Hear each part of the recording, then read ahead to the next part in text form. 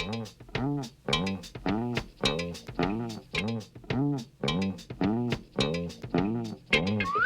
hey, hey, it's Fred Albert, and I'm gonna sing a song for you.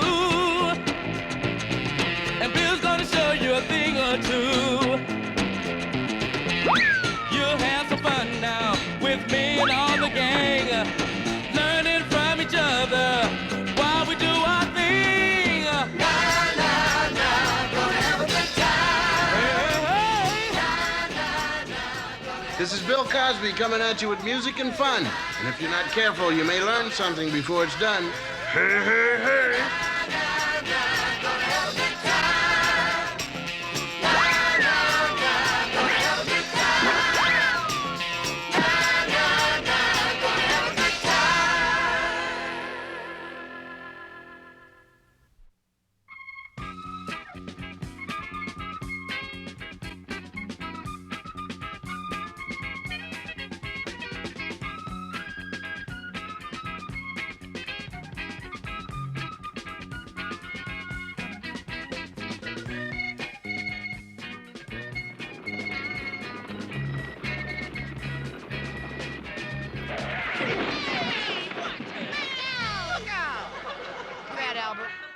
Even when a truck stops, it gives a signal.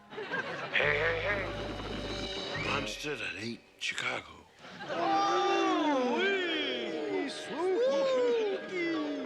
Let's go in. But Weird Harold's not here yet. We can't wait. The show's gonna start in a couple of minutes.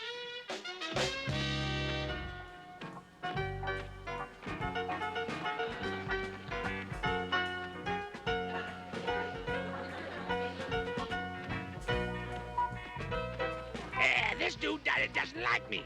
Why do you say that? Every time I hand him my ticket, he tears it in half. Well, it looks like the guys really like those horror movies as much as I did at their age. And The Monster That Ate Chicago. I wonder who dreams up those titles. And speaking of dreams, I used to have some pretty frightening dreams after seeing some of those movies. I remember one, it was about a giant spider, and one kept me awake for 3 days. And of course, that was before I knew that there was no such thing as a giant spider. Now I know how silly it was to worry. I mean, who ever heard of a giant spider? Well, I see the guys are coming out, so let's see how they like the show. Man!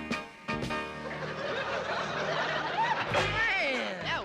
Woo! Man, what's that monster ugly?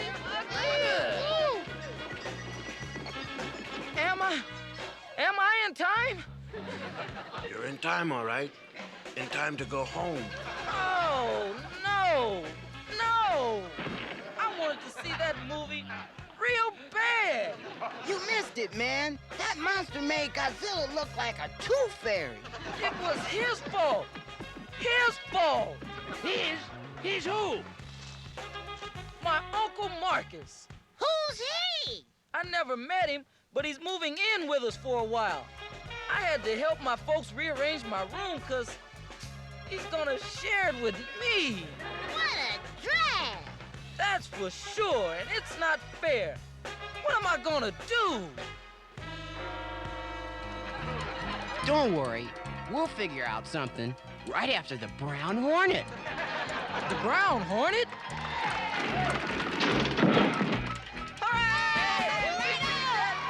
It's not a bird. It's not a bee. It's the Brown Hornet! As you recall, last time we left our hero, the Brown Hornet, hopelessly trapped, submerged in a gigantic space bath of hand lotion, about to be softened to pieces. Using the Brown Hornet superpowers, they naturally escaped unharmed. How about that? We now pick up our heroes as they celebrate Tweeter's good news. I'm so excited! Imagine me winning the Space Woman of the Year award!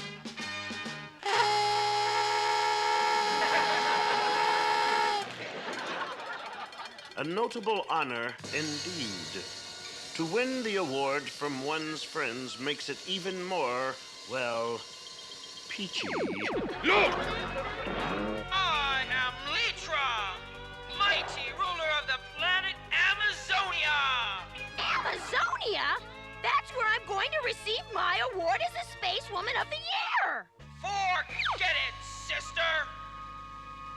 I am saying in more queenly language is that you will not be welcome. But I have an invitation from your planet. But not from me. I refuse to accept some young upstart who is trying to steal my glory. Madam Queen, you are acting like a spoiled child. I shall see to it that Tweeter receives what is due her. Well, she shall get what is due her, and so shall you. We'll see about that.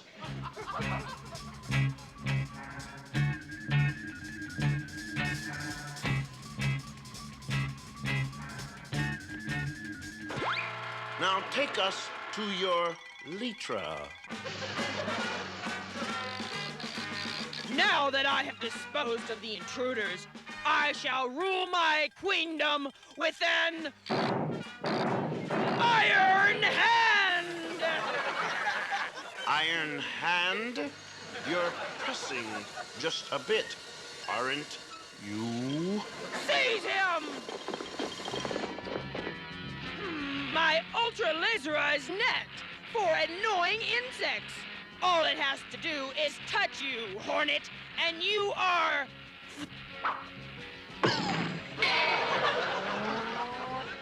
Net play is the strongest part of my game. Now a little two-step with a two-timer. Let me go, you fool! Stop! Do you hear? Stop!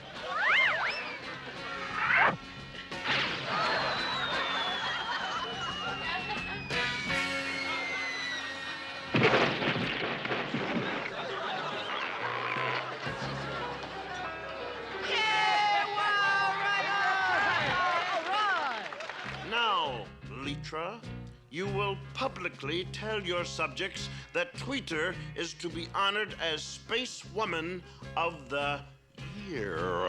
Oh, fiddlesticks! Then after that, I shall have you dethroned as an unjust ruler. Wait! I think Litra has learned a great lesson from all this.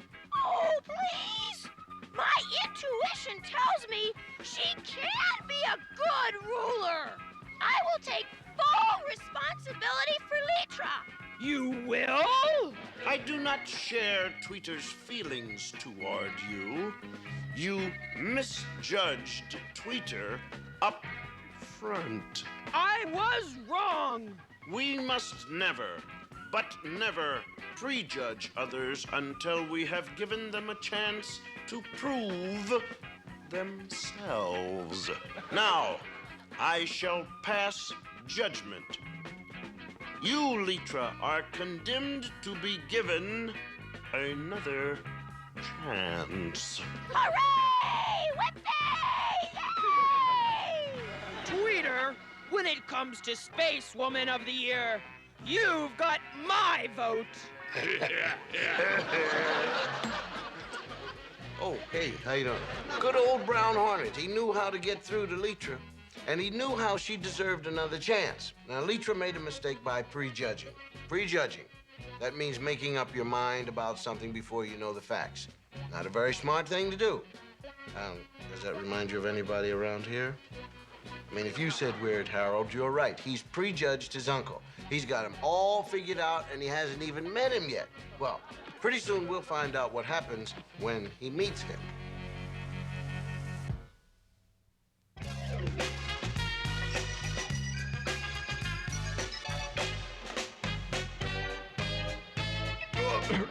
Oops. Sorry about that. Harold, this is your Uncle Marcus. Oh, I'm glad to meet you at last, Harold. Watch it.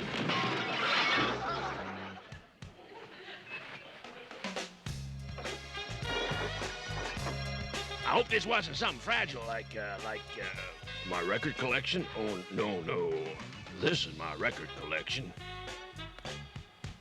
Well, I'll let you two get better acquainted. I'll be in the kitchen. Oh, hey, you want to see my record collection? Well, all right. You're gonna love this. Mozart, Beethoven, Schubert. What rock groups are those dudes with? They aren't dudes. They wrote classical music. Ugh, that stuff. Oh, yes, and it's such beautiful music, isn't it? Listen to this one.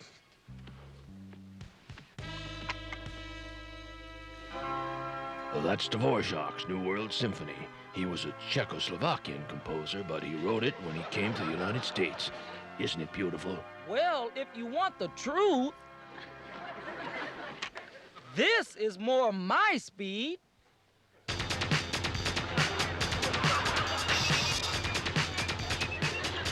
That's my favorite group, Jumping Joe and the Maniacs. Hope this arrangement is going to work out. Help! He's after us! Save me! Oh, no! Rudy turned into a monster. Yow! I am the beast that ate the junkyard. We're trapped! Oh no! He's coming at us, man! Oh, Nash! Hey, don't eat me! I'm not junk food!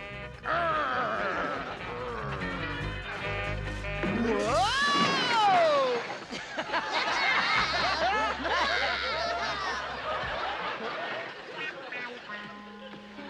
Hey, Weird Harold's here to play. How's it going, Weird Harold? Terrible! My life is ruined. What happened? What's wrong? My Uncle Marcus happened. That's what's wrong.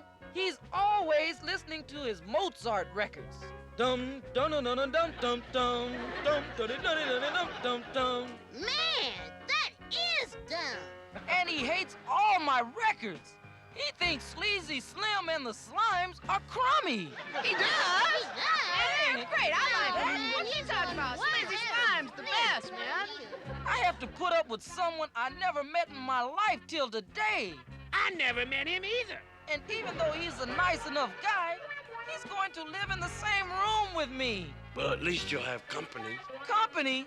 Don't you understand? He's old. When I say old, I mean old. He's nearly, are you ready for this? Nearly 40. 40! Nearly 40. I guess when I was a kid, I used to think that was old too, but now I know better. I know that age by itself doesn't mean much. I know a lady who started to paint when she was 76 years old. 76. Her paintings were so good that she became world famous. Grandma Moses was her name. Now, maybe Weird Harold would call her old, but not me. Wait a minute. I think Weird Harold's playing some records. Let's see what he's up to. Yeah, that's it. What's that? Hey, what's going on? That bunk bed is heavier than I thought. Dad, what's this all about? This'll give you and Uncle Marcus more room. We'll put your old bed away until he leaves. When he leaves? When's that gonna be? It's only for a short time, son. A few months at the most. A few months? Oh, no. I don't believe it. My own family's letting this happen to me. You know, there are a lot of times in life when things actually don't go well the way we want them to. Usually they're little things, not really so terrible, but sometimes we become annoyed or frustrated, and one of them, maybe make a big deal about it, and pretty soon that little thing becomes a bigger thing, and the more we fuss, the bigger it gets. It's kind of like making a mountain out of a molehill. Seems to me that Weird Harold is doing just that. I hope he calms down before he builds his mountain.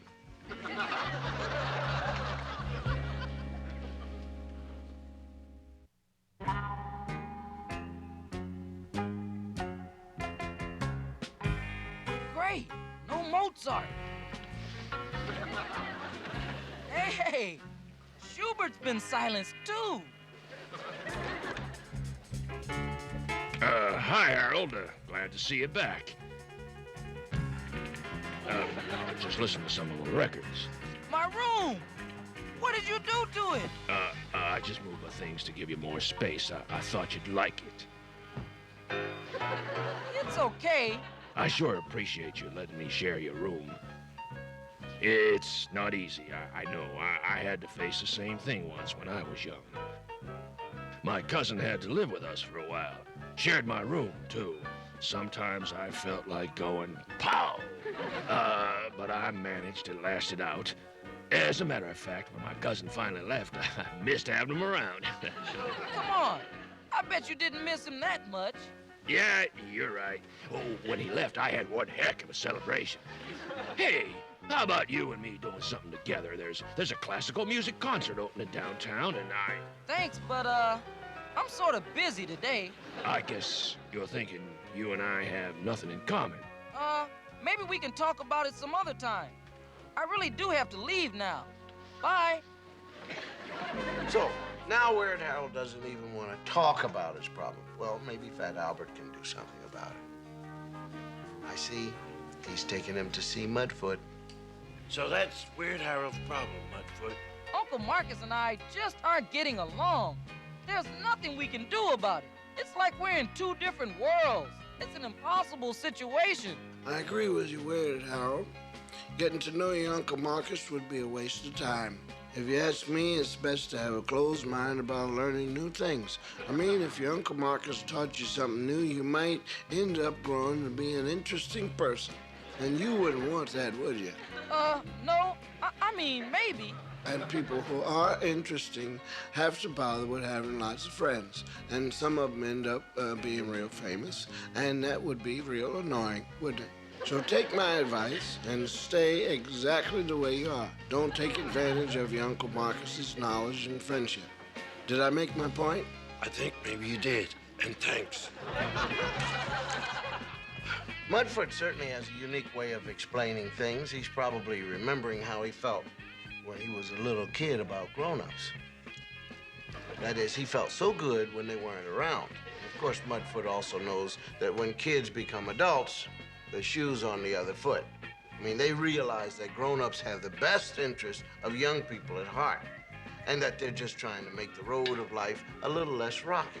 So, let's see how Weird Harold's doing. Come on. I don't want to be late for the concert. You're the last person I ever thought would be going to hear the symphony orchestra. Who knows? I might learn something.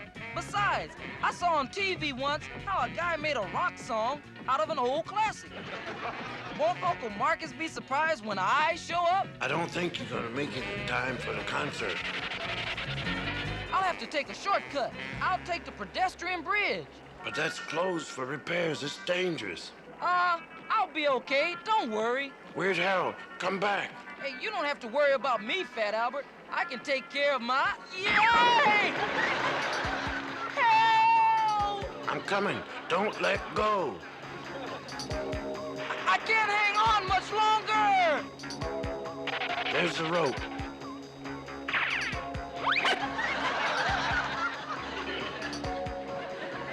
Help me! Weird Harold, catch. Oh, no! Got it! Harold! Help! We need help. Here, I'll get that. You came just in time. I'm Harold's Uncle Marcus. Glad to meet you. Hang on.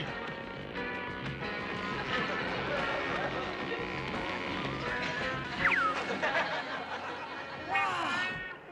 That was close!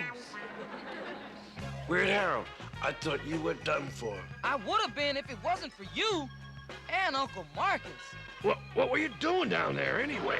I was taking a shortcut to the classical music concert. You were? Hey, shouldn't you be at the concert? It already started. I decided not to go because I found out they had a few tickets left for another great concert nearby. I was returning from the box office when I saw you. I bought a couple of tickets for both of us. It's for tonight. What's the concert about? Mozart? No, I think you'll like it. It's starring Jumpin' Joe and Slimy Slim. Jumping Jim and Slimy Joe? I mean, wow, that's great. Oh, hey, thanks. I always wanted to go to a rock concert. I bet. Just like I wanted to go to your classical music concert. The main thing is you two are doing something together, and in my book, hey, that's really okay.